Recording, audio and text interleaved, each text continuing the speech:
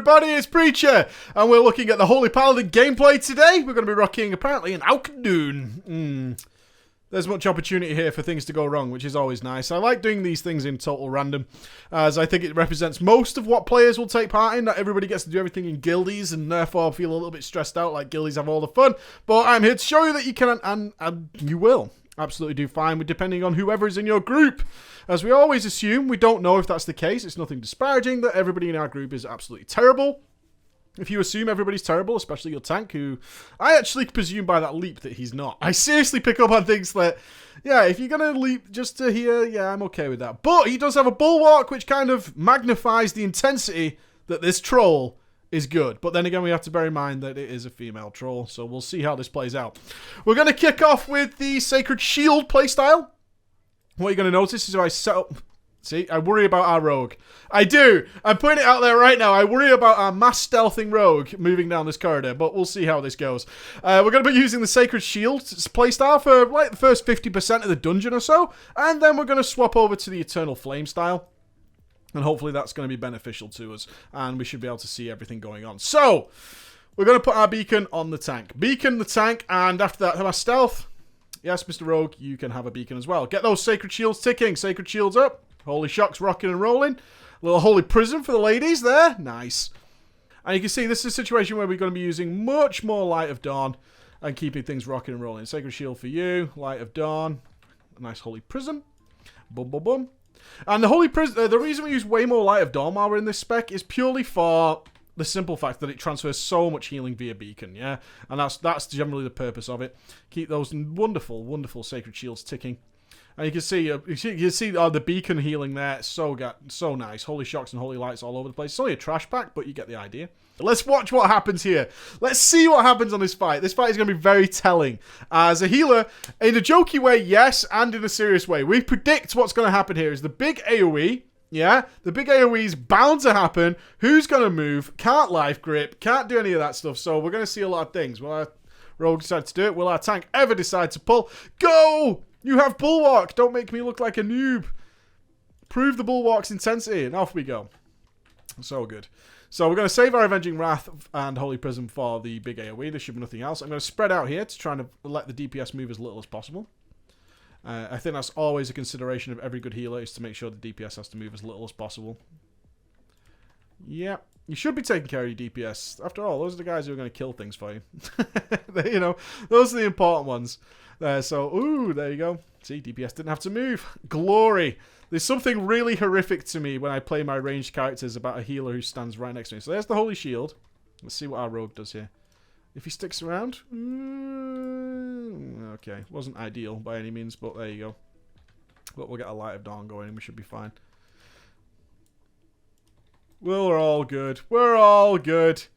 I can take it. I'm a boss. I can stand in it all day. Right, I don't like this positioning anyway, so I'm going to move over here.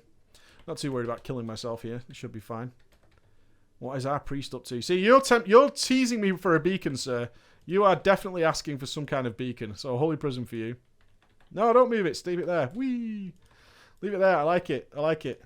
Sacred Shield on the tank, as always. You see the Sacred Shield playstyle is very, very different. We're casting spells like Light of Dawn far more readily than we would cast them anywhere else at all.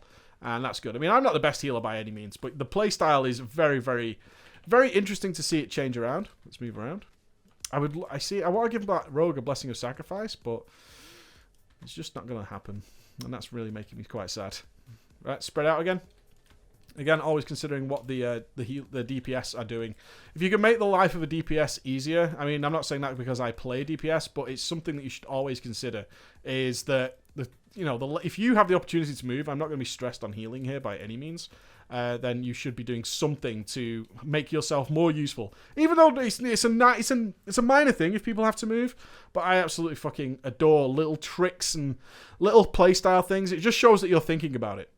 Yeah, it shows that you're thinking about it and you're doing things, and that's just going to make you a better healer long term. Is, hey, can I make something happen to me? Yeah, that makes everybody else's life easier and is good for the group. If you can, do it. I always do this as well. I say always, but this is habits you should be getting into. Is positioning yourself. Obviously, we're not going to pull the next trash, but the raid's going to have to come to us. This is your healing opportunity. All this kind of stuff.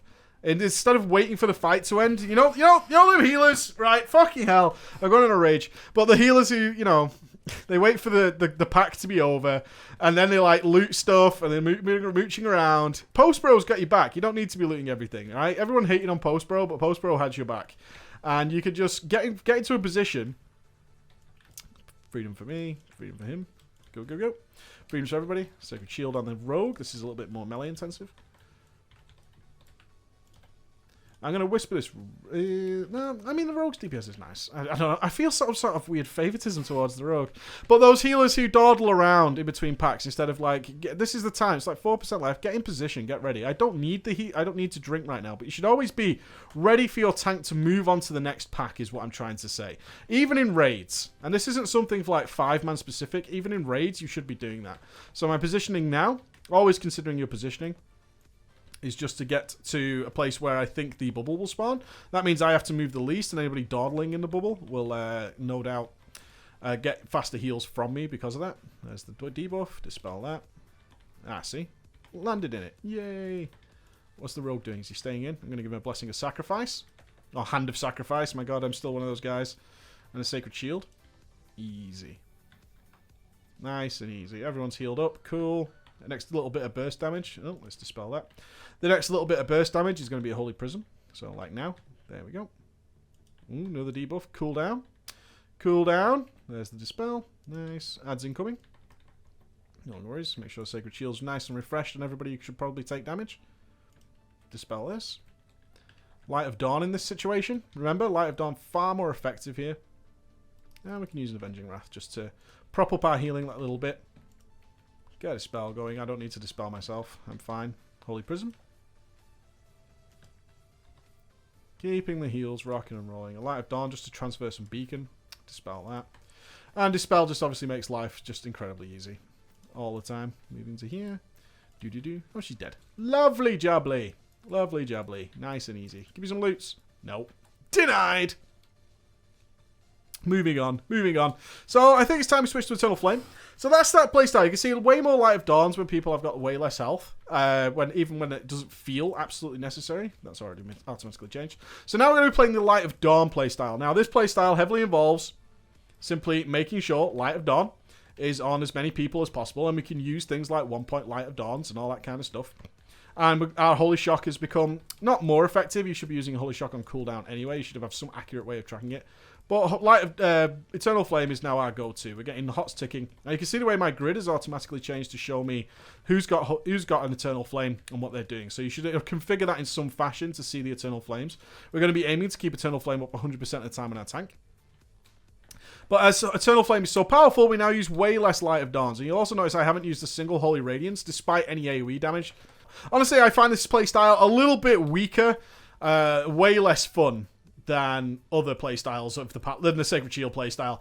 And it's unfortunate that probably Blackrock Foundry and its tier sets are going to push it ever so closer to being an Eternal Flame playstyle due to the way those tier bonuses work and getting free Eternal Flames and whatnot, which is a little bit on the sad side. Got that Eternal Flame ticking. Very important to have some sort of crucial guide on this. Now, I was hoping for a little bit more... This is where I was actually praying. Secretly, I was praying for disaster right here.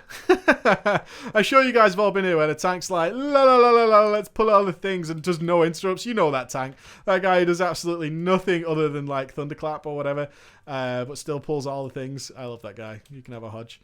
But no, our tank's not that guy. Our troll with the Bulwark... He's doing damn fine. Damn fine.